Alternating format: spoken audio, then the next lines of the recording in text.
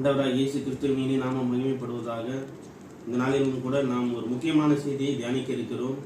செழிப்பின் உபதேசம். இந்த நாட்களிலே செழிப்பின் உபதேசம் பரவி இருக்கிறது.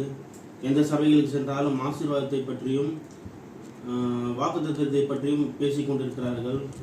நீ ஆசீர்வாதமாக இருப்பாய், நீ தேவனுடைய பிள்ளையாக இருப்பதனால் நீ பணக்காரனாக இருப்பாய் என்ற வாக்குத்தத்த வசனங்களும் வார்த்தைகளும் பெருகி இருக்கிறது. இது முற்றிலும் தவறானது. இது வேதத்துக்கு புறமானது. அவர்கள் பழைய ஏற்பாட்டை எடுத்துக்கொண்டு பழைய ஏற்பாட்டு வாக்குத்தத்தங்களை சொல்லி ஜனங்களை தங்களுடைய வசப்படுத்துகிறார்கள். 1ஆம் தேதி ஒரு வாக்குத்தத்தம், மாதம் முதல் தேதியிலே ஒரு வாக்குத்தத்தம் கூட்டம் வைக்கிறார்கள். ஜனவரி மாதம் 1ஆம் தேதி ஒரு வாக்குத்தத்தம் கூட்டம் வைக்கிறார்கள். இரவு முழுவதும் ஜெபித்து வாக்குத்தத்தம் கொடுக்கிறோம், தீர்க்க தரிசனம் உரைக்கிறோம் என்று சொல்லிக் கொண்டு இருக்கிறாங்க. இது முற்றிலும் வேதத்துக்கு புறமானது. பழைய